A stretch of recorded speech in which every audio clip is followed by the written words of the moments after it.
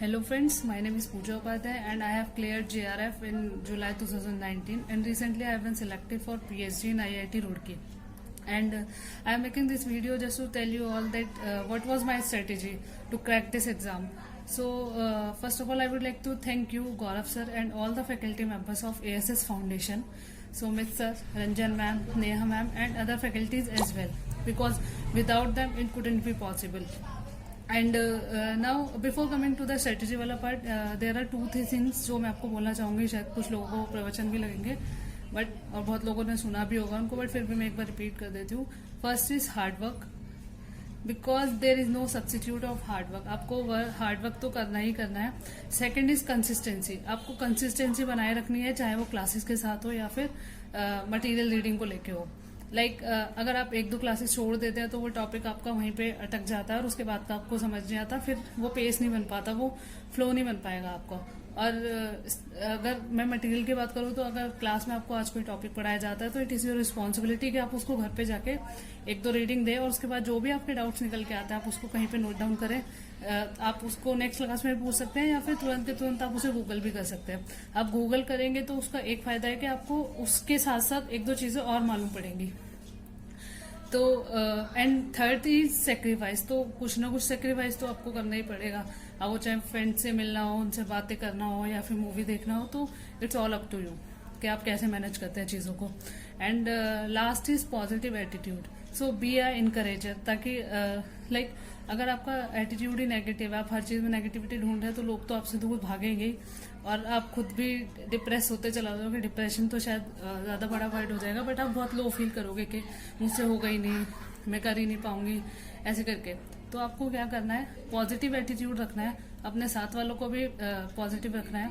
और अगर आप ठीक है एनी हाउ आप नहीं मेंटेन कर पा रहे हैं अपनी पॉजिटिविटी को, सो टॉक टू समवन, चाहे वो आपके पेरेंट्स हो, फ्रेंड्स हो या जो भी, मतलब आपको जिससे भी मोटिवेशन मिलती है, आपको लगता है कि ये पर्सन हमें मोटिवेट कर सकता है, टॉक टू देम.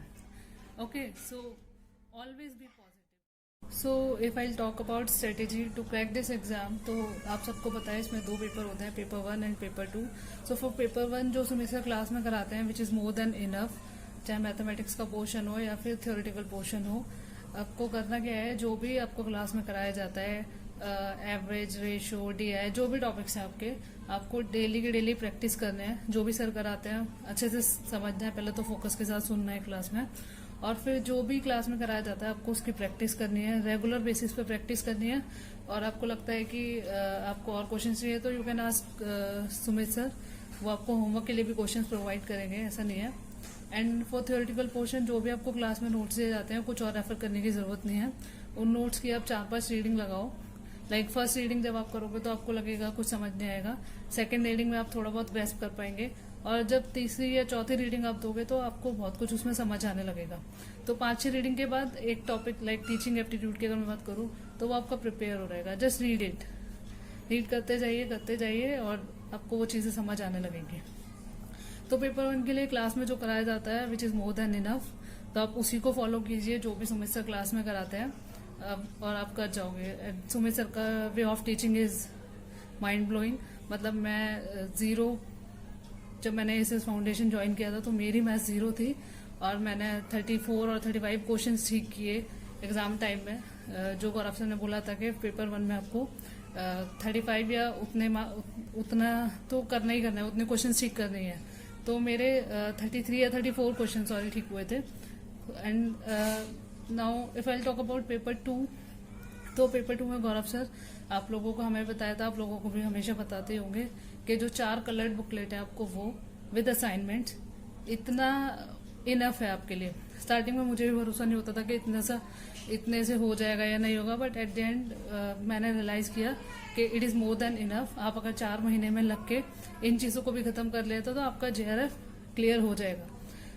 तो कलर्ड बुकलेट में जैसे काफी सारी यूनिट्स दी गई हैं. कुछ लोगों का लाइक क्वेरी रहता है कि जो हमने बुकलेट में पढ़ा है उससे रेलिवेंट क्वेश्चन तो असाइनमेंट में है ही नहीं. तो जो बुकलेट का पोर्शन है वो आपके फाउंडेशन स्ट्रांग करेगा. लाइक आपका बेसिक कंसेप्ट एक टॉपिक पे बनेगा और जब आप असाइनमेंट करते हैं तो आप उसको इम्प्लीमेंट करना या एग्जीक्यूट करना सीखते हैं. अगर वही सेम चीज आपके असाइनमेंट में होगी तो आप नया क्या सीखेंगे फर्स्ट ऑफ ऑल. और तो आपको करना क्या है कि हर बुकलेट से जैसे फर्स्ट यूनिट की स्ट्रक्चर ऑफ द अर्थ उसको रीड करने के बाद आपको उसका असाइनमेंट सॉल्व करना है। और असाइनमेंट किस तरीके से करना है कि लाइक अगर आप कोई फर्स्ट क्वेश्चन अटेम्प्ट कर रहे हैं, उसके 4 ऑप्शंस रहते हैं। तो जो क्वेश्चन है उसका एक ऑप्शन तो करेक्ट हो गई, वो आपको पता चल गया। तो आपको क्या करना है, उसके जो बाकी के 3 ऑप्शंस हैं वो क्या कह रहे हैं। तो इस तरीके से लाइक कोई डेफिनेशन है और आपको कोई क्वेश्चन है, उसमें किसी टर्म की डेफिनेशन दी गई है, आपको करेक्ट टर्म चूज करनी है, तो आपने एक तो चूज कर ली, तो बाकी की 3 क्या बोल रही है वो भी आपको चेक करना है। उसको गूगल कीजिए, नोट डाउन कीजिए कहीं भी रजिस्टर में, समझने की कोशिश कीजिए कि इससे क्या होगा कि आपका एक क्वेश्चन से ही 4 चीजें तैयार हो जाएंगी, 4 टॉपिक क्लियर हो जाएंगे आपके।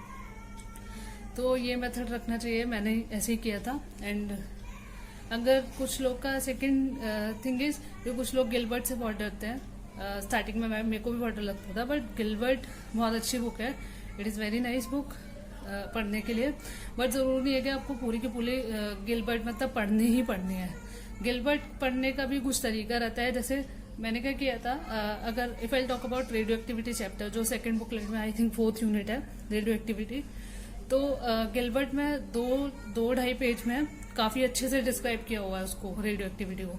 तो वहां से क्या होगा, आपका बेसिक कंसेप्ट क्लियर होगा, फिर उसके बाद आप नोट्स पे आइए, देन असाइनमेंट कीजिए। तो इट विल बी मतलब इजियर फॉर यू टू मतलब कंसेप्ट को ग्रेस्प करना, और इजीली आप समझ जाएंगे चीजों को। Same with environmental chemistry. मैंने इन्वायरमेंटल केमिस्ट्री भी एक छोटा सा चैप्टर है गिलबर्ट में, तो आप वहां से अपने बेसिक कंसेप्ट क्लियर कीजिए, उसके बाद नोट्स पे आइए एंड देन असाइनमेंट कीजिए। जैसे अगर एयर पॉल्यूशन की बात करें, तो एयर पॉल्यूशन गिलबर्ट में बहुत बड़ा चैप्टर है, तो जरूरी नहीं है कि आपको पूरा का पूरा चैप्टर करना है। आप क्या कर सकते हैं कि जो कलर्ड बुकलेट में है कोई टॉपिक है पर्टिकुलर, आपको लगता है कि आपको इसके बारे में थोड़ा और जानना है या और समझना चाहती हूँ मैं इसको या चाहता हूँ, तो आप क्या कर सकते हैं कि गिलबर्ट को रेफर कीजिए उस पर्टिकुलर टॉपिक के लिए। जरूरी नहीं है कि आप पूरा का पूरा एयर पॉल्यूशन चैप्टर ही करेंगे। You can choose particular topic और वहां से रीड कर सकते हैं आप। तो बहुत ही अच्छे से कंसेप्ट वहां पे दिया हुआ है, बहुत अच्छे से क्लियर होता है, बट उसको प्रेशर लेके नहीं पढ़ना है। टाइम है तो पढ़िए, अदरवाइज इतना भी कोई मतलब ऐसा नहीं है कि मैंडेटरी है पढ़ना है। जब आपको नोट्स दिए गए होंगे तो आपको काफी सारे नोट्स दिए गए होंगे, वो देख के डरना नहीं है, क्योंकि पेपर 2 के लिए 4 कलर्ड बुकलेट्स प्लस असाइनमेंट और गिलबर्ट में से जो छुटपुट टॉपिक है वो दैट इज इनफ। मैंने उतना ही किया था, इसलिए मैं आपको बोल रही हूँ कि इतना काफी रहता है। एंड लाइक यही 2-3 डाउट्स मुझे लगते हैं कि आते हैं कुछ लोगों के। आफ्टर डूइंग दिस आपको करना क्या है, हर असाइनमेंट को आपको एटलीस्ट 2 बार तो अटेम्प्ट करना है। जो सेग्रीगेटेड असाइनमेंट्स दिए गए हैं पर्टिकुलर यूनिट के, आपको 2 बार उनको अटेम्प्ट करना है। और एंड में आपको क्या करना है कि full length question paper set लगाने हैं।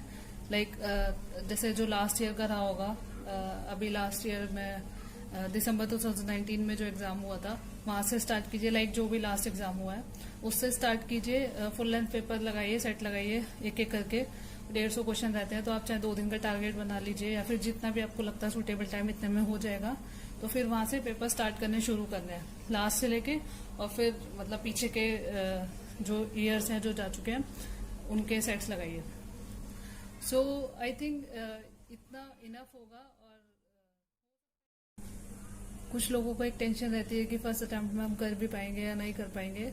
तो अगर आप कुछ पर्टिकुलर चीजें हैं उनको फॉलो करोगे तो मतलब फर्स्ट अटेम्प्ट आप कर जाओगे फर्स्ट अटेम्प्ट में। बट कभी कभी होता है कि आपने बहुत मेहनत की होती है बट एग्जाम में आप उतना अच्छा परफॉर्म नहीं कर पाते हो, तो इट्स ओके, फेल्योर से नहीं डरना है। फेल्योर तो मतलब सिखा के जाती है आपको कुछ ना कुछ। तो learn from your mistakes and do not repeat it again. यही बोलना चाहूंगी मैं इसके लिए। कुछ लोगों का पहली बारी में हो जाता है, कुछ लोगों का दूसरी बारी में होता है, और कुछ का शायद तीसरी बारी में भी होता होगा। तो अपने गोल से पीछे नहीं हटना है, उसके स्टिक टू इट और मेहनत करते जाइए। आई एम डैम श्योर आप क्लियर कर लेंगे। तो फेल्योर से नहीं डरना है, बिकॉज आपने सुना ही होगा कि गिरते हैं शह सवारी मैदान जंग में, तो डरना नहीं है। बस learn from your mistakes, do not repeat it again and stick to your goal.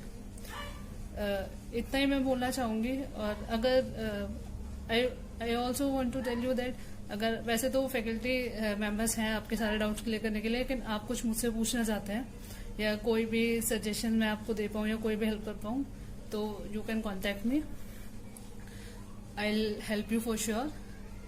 And thank you so much for your patience, क्योंकि थोड़ा लंबा वीडियो था और आपने पेशेंस दिखाया इसको एंड तक सुना।